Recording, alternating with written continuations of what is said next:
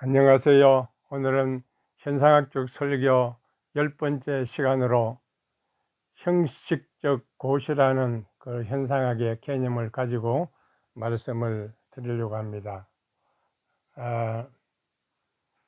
현상학은 주로 이제 현상이라고 하는 그 개념을 중심으로 구성되어 있는데, 그 현상의 그 경험을 기초로 해서 이 세계를 인식하고자 하는 그런 학문이라고 할 수가 있습니다.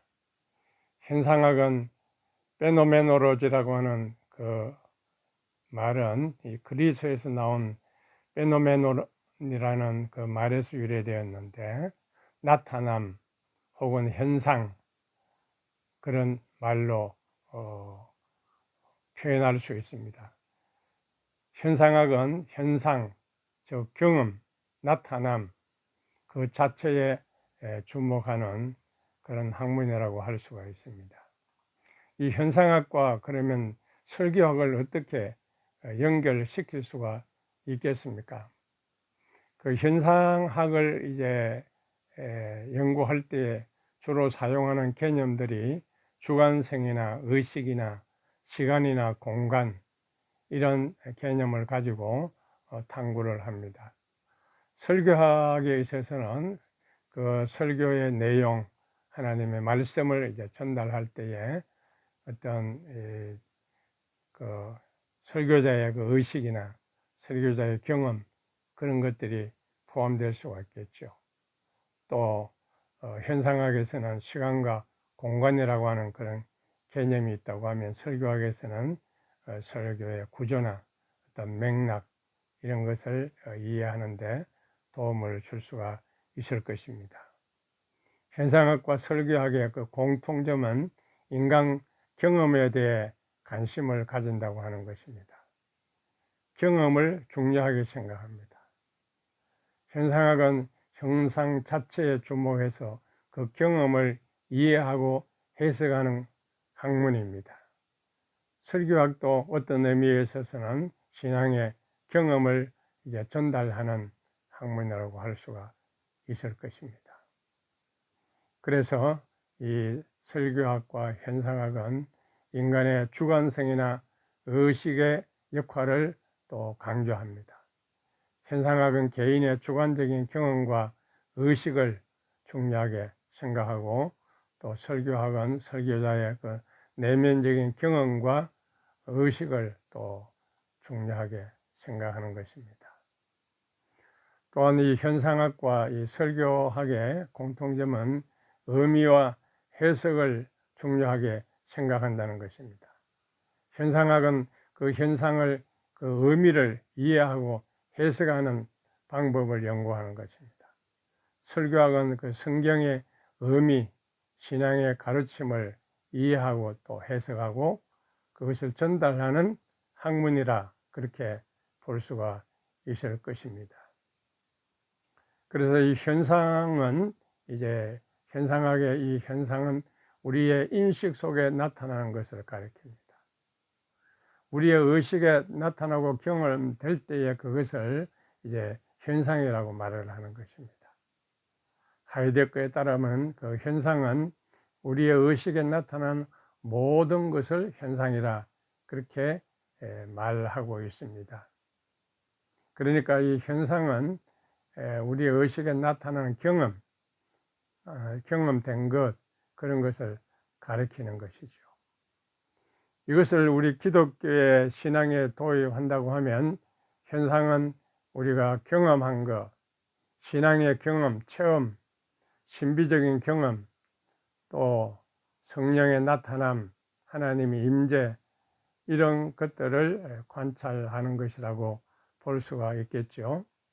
또 더 나아가서 이 성경을 연구하고 해석할 때 적용을 하면 그 하나님의 말씀을 이해하고 깨달는 부분을 현상이라 그렇게 간주할 수가 있을 것입니다.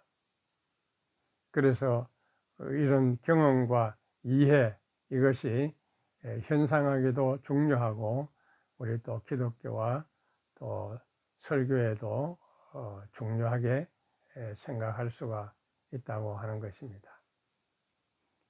세 번째로 이 현상학의 경험 가운데, 개념 가운데 현상 자체는 형식적으로만 고시될 수 있다 하는 내용입니다. 그 현상이라고 하는 것은 이제 우리 인식에 경험되는 것이라고 했죠. 그것을 이제 고시할 때 형식적으로만 고시된다 하는 것입니다. 그러니까 그 현상의 내용도 고시되고 또 그 현상에 경험하는 그런 방식이나 실행 이런 것들도 다 이제 포함되어서 고시가 되는데, 고시라는 말은 무엇입니까? 공식적으로 알리는 것이죠. 공포하는 것입니다. 법령이나 규정을, 정해진 내용을 이제 알리고 공포하는 것을 고시라고 말하지 않습니까? 그래서 이 고시는 현상을 경험한 그것을 이제 하나로 표현하는 방식이죠. 고시한다는 것이. 그래서 이 고시하는, 현상을 고시하는 것은 형식적인 그런 방법으로만 고시된다. 그 형식적으로만 고시된다고 하는 것은 이 현상, 나타나는 경험, 이런 사물이나 사건을 이제 구체적인 내용을 이렇게 알리는데, 고시하는데, 그것이 형식적인 고시 방법으로만 고시된다. 다른 말로 말씀을 드리면은 그 현상의 그 본질은 나타나지 않는다는 것입니다. 그 형식적으로만 보이는 그 현상 자체로만, 인식되는 자체로만 이제 그것을 나타낼 수 있을 뿐이라 하는 것입니다.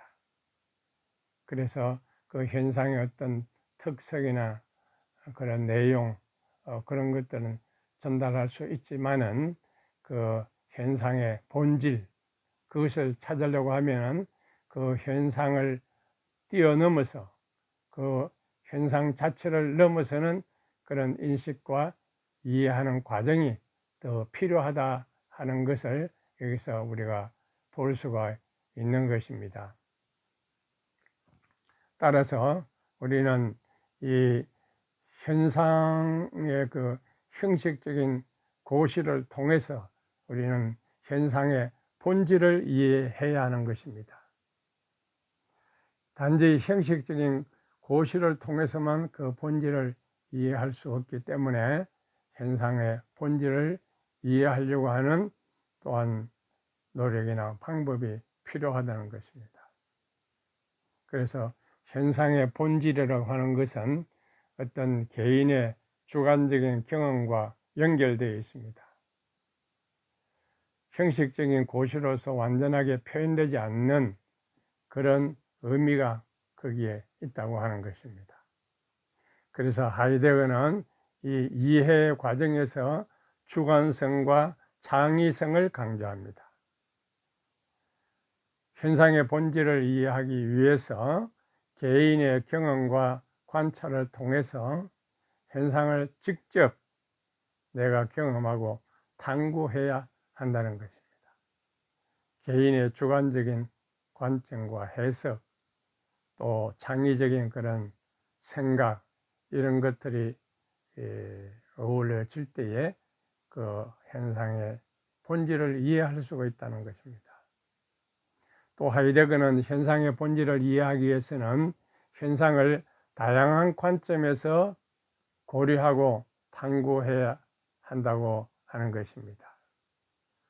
다양한 시각에서 그 현상을 바라보면 그 의미와 그 연결된 맥락을 탐구하는 데 도움이 되겠죠.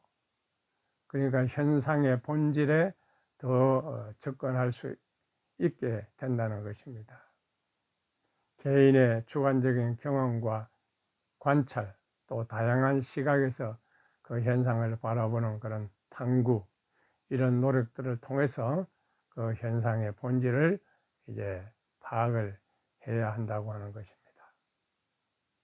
그래서 현상의 본질을 이해하려고 하면 관찰과 경험이 필요합니다. 직접 내가 경험을 해야 되고 또 그것을 관찰해 나가야 하는 것입니다. 탐구하는 노력이 필요한 것이죠. 그 현상의 모든 것을 또 문헌적으로도 조사하고 실험도 해보고 조사하는 이런 노력이 필요할 것입니다. 또한 그 현상을 철학적인 사고로 이제 접근해서 그 현상의 본질을 이해할 수가 있습니다. 철학적인 사고를 통해서 근본적인 질문과 의미를 탐구해 나가는 방법이죠. 현상에 대해 깊이 있는 질문을 하고 탐색하는 그 과정을 통해서 현상의 본질을 이해하는 것입니다. 또한 다양한 관점에서 그것을 바라보는 것입니다. 그래서 현상의 본질을 더 깊이 이해할 수가 있게 된다고 하는 것입니다. 그러면 우리가 이 하나님의 말씀을 증거할 때에 그 텍스트의 현상, 성경 말씀에 나타나는 그 현상의 본질을 우리가 어떻게 이해할 수가 있겠습니까? 그렇게 하기 위해서 몇 가지 중요한 방법을 말씀을 드리겠습니다. 먼저 성경을 읽기 전에 성경의 배경 지식을 습득하는 것이 필요합니다. 성경은 다양한 문화와 역사적인 사건과 종교적인 관념과 깊이 이제 연관이 되어 있습니다. 성경이 기록된 그 시대, 그 장소, 그 문화, 그 역사에 대한 이해가 필요하다는 것입니다. 우리가 이런 것들을 성경 주석이나 다른 보조 문헌을 통해서 그 배경을 이해하게 되면 우리는 성경 본문의 내용을 더 깊이 이해할 수가 있을 것입니다. 또한 성경의 그 문학적인 특성과 문체를 이해하는 것도 도움이 됩니다. 성경은 다양한 문학적인 장르로 이루어져 있죠. 예언서도 있고 역사도도 있고 시편도 있고 비유 이런 것들도 다 성경에 나타나는 그런 특성입니다. 이런 장르와 문체의 특성을 이해하면 성경 본문의 그 텍스트에 나오는 이런 문체들을 우리가 이해하는 데 도움이 될 수가 있습니다. 그리고 이 성경을 철학적으로 신학적인 그런 관점에서 탐구하는 것도 도움이 됩니다. 성경 안에는 신학적인 주제들도 있고 철학적인 많은 아이디어를 담고 있습니다. 그래서 성경의 신학적인 측면을 가지고 보면 또 철학적인 그런 관점에서 보면 그 성경을 더 깊이 이해할 수가 있습니다.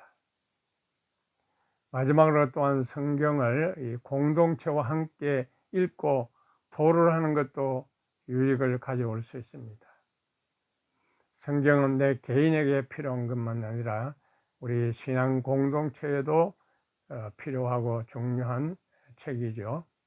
그래서 우리 공동체의 다른 구성원들과 함께 성경을 읽고 토론하면 다양한 시각과 해석을 거기에서 들을 수가 있게 되는 것입니다. 성경은 이렇게 배경 지식을 알고 문학적인 특성을 알고 철학적 또 신학적 관점에서 탐구해 나가고 또 공동체와 토론을 통해서 이렇게 탐구해 나갈 때에 성경의 그 내용과 의미를 더 깊이 이해할 수 있을 것입니다. 이런 과정들을 통해서 성경의 본질을 이해하고 설교한다고 하면 얼마나 더 깊이 성경의 내용이 이해가 되고 또 깊이 있는 설교가 이루어지리라고 그렇게 생각이 됩니다. 오늘은 여기까지 말씀을 드렸습니다. 시청해 주셔서 감사합니다.